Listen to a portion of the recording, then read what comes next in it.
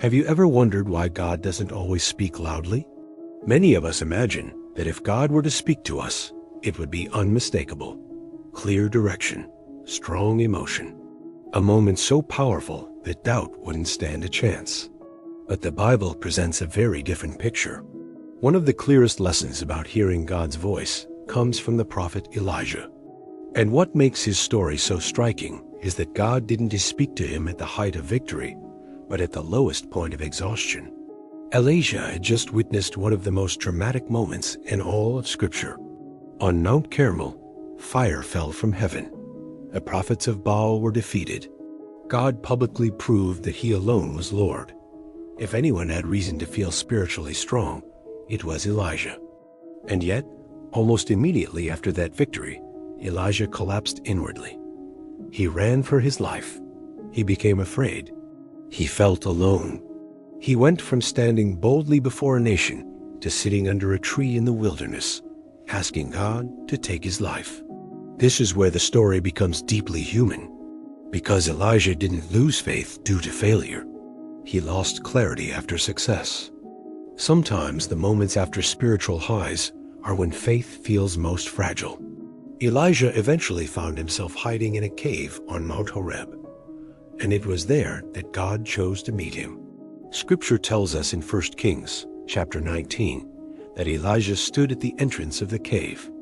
A powerful wind tore through the mountains, strong enough to shatter rocks, but the Lord was not in the wind. Then came an earthquake, but the Lord was not in the earthquake. Then came a fire, but the Lord was not in the fire. After all of that noise, Scripture says there was a gentle whisper. And when Elijah heard it, he covered his face and stepped forward. This moment challenges many of our assumptions about God. We often expect God's guidance to come through intensity, through overwhelming feelings, through unmistakable signs. But Elijah learned that God's voice is not always found in power. Sometimes it is found in attentiveness. God was present in the whisper, not because he lacked strength, but because Elijah needed stillness. This raises an uncomfortable question for us. If God were speaking softly, would we even notice? Or are our lives too loud, too rushed, and too cluttered for a whisper to break through? Another important detail in this story is what God does before he speaks. Before God addresses Elijah's discouragement, he allows him to rest. An angel provides food. Elijah sleeps. Then he eats again. Only after Elijah's physical exhaustion is addressed does God invite him into conversation. This teaches us something we often overlook. Spiritual sensitivity is connected to our condition. When we are constantly drained, overwhelmed, or running on empty, it becomes harder to hear God clearly. Not because God stops speaking, but because exhaustion distorts perception. Then God asks Elijah a question. "What are you doing here, Elijah?" This wasn't a question for information. God already knew the answer. It was an invitation to honesty.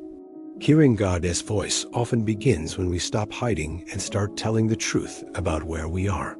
This is where Scripture gently anchors the moment. Psalm 46, verse 10 says, "Be still and know that I am God." Notice what God does not say. He does not say, "Be louder." He does not say, "Do more." He does not say, "Try harder."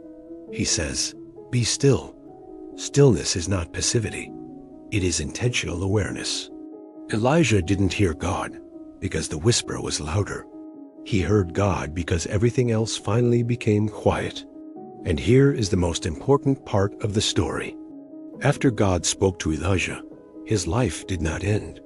It was redirected. God gave him new assignments, new purpose, new people to anoint. The whisper was not the conclusion of Elijah's journey. It was the turning point.